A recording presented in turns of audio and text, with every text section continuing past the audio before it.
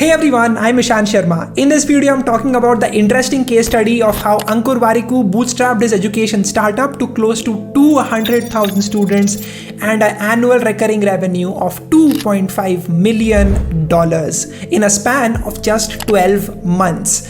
I feel like the audience that I have are interested into business and marketing, and this is a really interesting case study, so I thought of sharing with you exactly what worked for Ankur and what we can all learn from this particular case study. Make sure that you watch till the end. Ankur is someone that has taught me a lot about personal finance, about productivity, about business in general. I even got to interview him twice on my channel, and there's just a lot that I have learned from him in the past 2 years. Particularly today, we're talking about his courses and the ads that you would have already seen on YouTube and elsewhere. So in January of this year, the courses generated a $200,000 revenue, making it a $2.5 million ARR business. Let's try to understand how did this all happen. Number one, he used his content as a trust engine and not as a sales engine.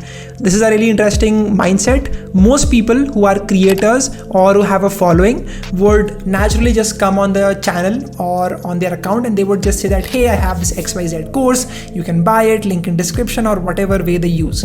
In his case, he genuinely tried to provide as much value as possible on his channel 3 times a week, just trying to help people as much as he can and never even mentioning about the course that he has.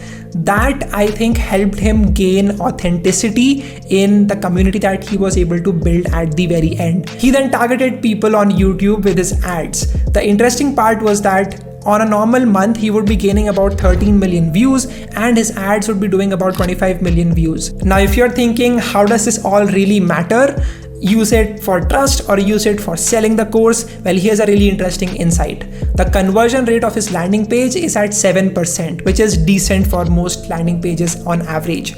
But if you look at the people who did not buy his course, went to look him up, see his content, develop trust, and then go back to make the purchase, the conversion rate of that segment of the audience is 36%. Now that's a huge number for any landing page out there, and that was only possible because the audience went back to his content, developed trust, and then proceeded with buying the course. Moving on, instead of hiring a team of developers who would be helping him with all the tech, he ended up using no-code tools, tools like Razorpay. For example, you have Freshworks, you have ConvertKit, you have Zoom, you have Calendly, and so many other ones.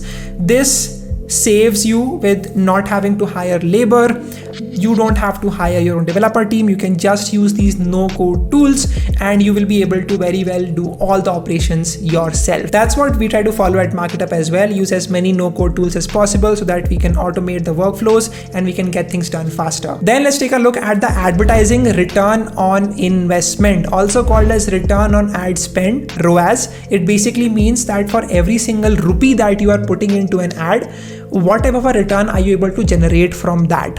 And it obviously has to be more than one because that's how you will make it profitable, right? So he talks about how he likes to have a return of at least 1.8 to 2. So that basically means for every 1 rupee, he wants to get a return of 1.8 to 2 rupees. So they basically experiment with having various different ads. आपने बहुत सारे different ad campaigns देखे होंगे उनके, and the ones that did not work were actually the ones that were generating comparatively lesser ROI for him, lesser ROAS for him.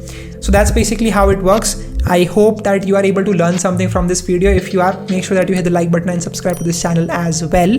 Now let's take a look at the next part, which is lean operations. He only has one full-time person who is working on all of the operations of the ads, and that is really interesting. Instead of having a whole team looking after everything, he just has one person. Instead of hiring a complete agency who takes a look at his ads, just having one person work on it is really efficient. His focus was on building assets. So he didn't want to go for those cohort-based courses, completely live courses. That takes a lot of time and effort from the side of the instructor. Instead, what he did was really interesting, right? So he did 2 options. He gave the audience 2 options. Number 1 was a completely recorded self-paced course, 100% recorded course that you could buy. The second option was the same course, but you also have a live Q&A session that happens every single month with Ankur. Now, according to the statistics, 65% people picked the second option, which was 80% more expensive. Even though it was higher in terms of cost, 65% people opted for going ahead with the second option, which is really interesting. Just shows how you can leverage your content as a trust engine and not as a sales engine. मैं बहुत सारे ऐसे add देखता हूँ YouTube पे जहाँ पर random लोग, एकदम रैंडम लोग जिनको मैंने कभी देखा भी नहीं है, they would just be pitching their course, वो बोलेंगे कि ये कोर्स लो, मैं पहले ऐसा था, मैं फरारी में घूमता हूँ, ऐसा कुछ. It doesn't create like a deeper trust level with that person, and that doesn't give you great ROI. Versus when you have content and use that as a trust engine, then people would be a lot more willing to understand what you are doing and want to be a part of whatever product you release. His goal was offering pure value to help students as much as possible, and that's why they also have an unconditional 100% refund policy. And the interesting part was that even though you could anytime just refund for the course, only 4.4% people asked for a refund. And that is really nice because, you know, in this age, if you have a recorded course, it's anytime available on Telegram and all, but people are still willing to just pay for the course from the original, you know, place itself. That just shows that people have the trust and people think that the course is worth it, right? So that's a really interesting insight. Also, he was patient in this whole process. He didn't really have investors. He didn't really have, you know, targets that they wanted to hit every single quarter. They didn't really have goals of that sort. So they could focus and iterate and see what's really working and try to build a fundamentally strong business. They also focused on over-delivering as much as possible by offering people new content every 3 months in every single course that they signed up for. That just means that there's going to be a lot more content even after you've purchased it one time. Their goal is on iterating as much as possible. So they are launching a new course every 6 months. They started out with the startup course, then the time management one, and now how to YouTube course. And their goal is to launch 10 of these courses and build like a $50 million to $100 million business, which is really interesting and something that is achievable because their fundamentals are strong, right? वो बोलते हैं ना कि नींव पक्की होनी चाहिए. Because they're focusing on creating trust, offering pure value, and not focusing on revenue targets or funding or anything like that, they can properly focus on building something great and long lasting from scratch. So that was the case study of how Ankur Warikoo built a 18 crore per year business.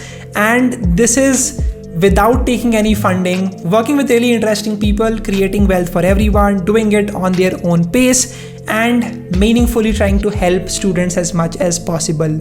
I found this to be a really nice and interesting strategy.